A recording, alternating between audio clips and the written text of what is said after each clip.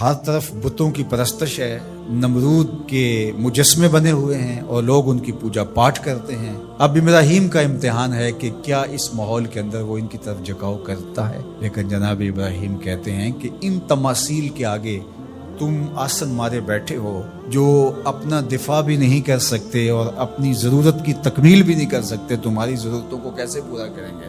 تو یہ میرے رب نہیں ہو سکتے۔ شمس و قمر کو، چاند کو، سورج کو، ستاروں کو پوچھتے ہو، اچھا یہ چاند، یہ ستارے رب ہے؟ تو جب ڈوب گئے تو کہا کہ جو ڈوبنے والے ہیں وہ میرے رب تو نہیں ہو سکتے، مجھے رب کی ضرورت پڑ جائے، رب ڈوبا ہوا ہو تو مجھے تو وہ چاہیے جو ہر وقت حاضر ہو، تو میں تو اس رب کی پوجا نہیں کر سکتا۔ یہ ان کے شعور کا امتحان تھا اور اس شعوری امتحان میں پورے نکلے۔ پھر اس کے بعد اگلا امتحان تھا کہ وہ اس شعور کو بیان کرنے کی طاقت بھی رکھتے ہیں کہ نہیں۔ پھر بت کدا ٹوٹتا ہے، نمرود کا دربار سجتا ہے، اور وہاں جو خطبہ حضرت ابراہیم نے دیا زمانے نے سنا، جب کلہاڑا اس بڑے بت کے کندھے پہ رکھ دیا اور باقی سارے بتوں کا تیا پانچا کر کے رکھ دیا، جب وہ میلے سے واپس آئے تو ابراہیم بڑی بے نیازی سے بولتے ان کے بڑے نے کیا ہوگا، دیکھو اسلحہ تو اسی کے کندھے پر ہے۔ تو وہ کہنے لگے ابراہیم تو جانتا ہے یہ بولتے نہیں ہیں، اور حضرت ابراہیم یہی تو لانا چاہتے تھے۔ پھر جو خطبہ دیا، اف لکم ولما تعبدون من دون اللہ افلا تعقلون، افسوس ہے تمہارے اوپر اور افسوس ہے ان پر جن کو تم اللہ کے علاوہ پوجتے ہو، افلا تعقلون، تمہاری کھوپڑی میں دماغ نہیں ہے۔ اور پھر اللہ کی توحید کا بیان فرمایا۔ پھر اس کے بعد جان کا امتحان آیا، تو پھر جلتے ہوئے شعلوں کے اندر جس طرح ہنس کے داخل ہوا پیغمبر، یہ الگ اور نرالی شان تھی۔ نمرود نے سوچا تھا جل کے راکھ ہو گیا ہوگا چخا میں، لیکن 40 دن کے بعد جب آگ بجھتی ہے تو حضرت ابراہیم انگاروں سے چلتے ہوئے یوں باہر آتے ہیں جس طرح پھولوں پر کوئی نازنین چل کے آ رہا۔ پھر 87 سال عمر ہے، اللہ تعالیٰ پھر حضرت ہاجرہ کے بطن سے حضرت اسماعیل کی صورت میں اولاد عطا کرتا ہے۔ اب اتنی بڑھاپے کی عمر میں اولاد نصیب ہو تو انسان کا جی چاہتا ہے سارے کام کاج چھوڑ کے گھر بیٹھ جاؤں اور میں اپنی اولاد کے چہرے کی بلائیں لوں، لیکن حکم ہوتا ہے اپنی زوجہ کو بھی اور اپنے نو مولود بیٹے کو بھی ایسی وادی میں چھوڑاؤ جہاں کوئی سبزہ بھی نہیں ہوگا۔ اللہ اکبر۔ پھر اسماعیل علیہ السلام کی ایڑیوں کے رگڑنے سے زمزم جاری ہوتا ہے۔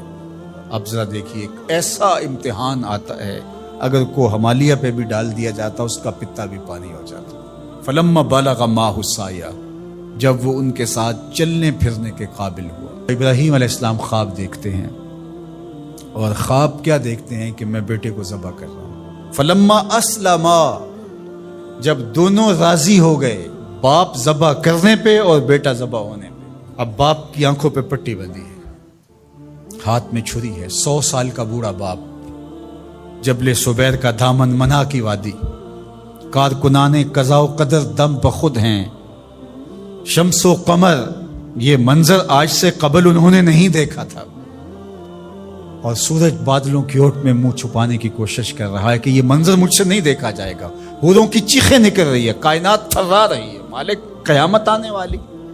اور مالک بھی فرشتوں سے کہہ رہا تھا کہ تم کہتے تھے نا کہ سجدے ہم کریں گے، تسبیحات ہم کریں گے، انسان تو دینگا مشتیاں کرے گا، ذرا میرے بندے کی اس ادا کو بھی دیکھو، میرے حکم کی تعمیل پر میرے بندے کی اس انوکھی ادا کو بھی دیکھو۔ چھری کی نوک حلق کے اوپر رکھ کے پورا وزن ڈال دیا، گلا کٹ گیا، خون بہنے لگا۔ ابراہیم علیہ السلام ایک عجیب کیفیت میں، کیا کیفیت ہو سکتی ہے، میرے پاس تو لفظ نہیں ہے۔ اللہ اکبر۔ جلدی سے جو ہے وہ آنکھوں سے پٹی کھولتے ہیں تو دیکھتے ہیں کہ منظر بدلا ہوا ہے، بیٹا سمجھ کے جس کو ذبح کیا وہ تو دمبا تھا، اور اسماعیل علیہ السلام پاس کھڑے مسکرا رہے ہیں، اور پاس حضرت جبریل امین بھی کھڑے ہیں۔ یہ اس بات کا عملی ثبوت ہے یہ وہ دمبا لے کے آئے۔ تو بے ساختہ جناب ابراہیم علیہ السلام کی زبان پر جو لفظ آیا وہ یہ تھا، اللہ اکبر، اللہ اکبر۔ تو حضرت اسماعیل بولے لا الہ الا اللہ واللہ اکبر، پاس کھڑے جبریل بولے اللہ اکبر وللہ الحمد۔ اللہ نے کہا اے ابراہیم تمہاری قربانی کی سنت کو بھی قیامت تک جاری رکھیں گے، تمہاری زبانوں سے نکلے ہوئے جملے بھی مرنے نہیں دیں۔ وَنَادَيْنَاهُ أَن يَا إِبْرَاهِيمُ قَدْ صَدَّقْتَ الرُّؤْيَا إِنَّا كَذَلِكَ نَجْزِي الْمُحْسِنِينَ، اس حال میں ہم نے ندا دی ابراہیم تو نے واقعی خواب پورا کر دکھایا۔ إِنَّ هَذَا لَهُوَ الْبَلَاءُ الْمُبِينُ، اللہ فرماتا ہے یہ بہت بڑا امتحان تھا، یہ چھوٹا امتحان نہیں تھا۔ اور پھر میرا رب رب ہو کے کیا کہتا ہے؟ سلام علی ابراہیم، اے ابراہیم تیرے اوپر سلامتیاں نازل ہو۔ اللہ اکبر۔ پرسوں بھی میں کسی منڈی کے قریب سے گزرا، کہتے ہیں اس علاقے کی سب سے بڑی منڈی ہے، تو ہزاروں جانور، ہجوم محبت، اور سڑکوں پر، گلیوں میں، بازاروں میں کوئی یہاں گائے لے کے جا رہا ہے، کوئی بیل، کوئی اونٹ اٹھا کے لے کے جا رہا ہے، تو بے ساختہ میری زبان سے یہی نکلتا ہے سلام علی ابراہیم، ابراہیم تیرے اوپر سلامتیاں نازل ہوں۔ اللہ اکبر۔ اور اس قربان گاہ پر، جس قربان گاہ پر حضرت اسماعیل کو لے کر کے چلے تھے، منا کی وادی میں جبل سبیر کے پاس، وہاں 25 لاکھ حجاج جانور ذبح کریں گے، تو منا کی وادی اس گونج سے منور ہوگی، آواز آ رہی ہوگی سلام علی ابراہیم، ابراہیم تیرے اوپر سلامتی۔ ابراہیم علیہ السلام نے چھوٹا کام نہیں کیا، بہت بڑا کام کیا، لیکن میرے رب نے بھی پھر جو اعزاز دیا، جو تکریم دیا، عرض کی گئی یا رسول اللہ یہ قربانیاں کیا ہیں؟ فرمایا تمہارے باپ ابراہیم کی سنت ہے، قیامت تک وہ نقشہ ہماری آنکھوں کے سامنے رہے گا، اور لوگ اپنے قیمتی متاع کو اس طرح قربان کرتے رہیں گے۔ ہمارے ایک بزرگ فرمایا کرتے تھے کہ ہر بندے کا کوئی نہ کوئی اسماعیل ہوتا ہے، جب تک وہ اپنے اسماعیل کی گردن پر چھری نہیں رکھتا رب کا قرب نصیب نہیں ہوتا۔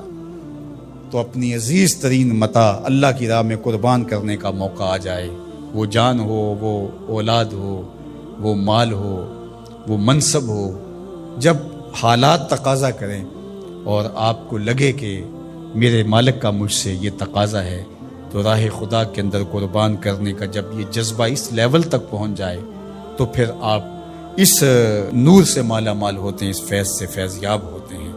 ہمارے لیے یہ واقعات اس لیے رکھے، ہم تو چھوٹے چھوٹے امتحانوں سے ڈر جاتے ہیں، ہمیں بڑے امتحان بھی دینے پڑے تو ہمارے بڑوں کی سیرت یہ ہے کہ ہم کشادہ دلی کے ساتھ، خوش دلی کے ساتھ ان امتحانوں سے گزریں، پھر ہمارے رب کی رحمتیں اور کرم نوازیاں ہمارے شامل حال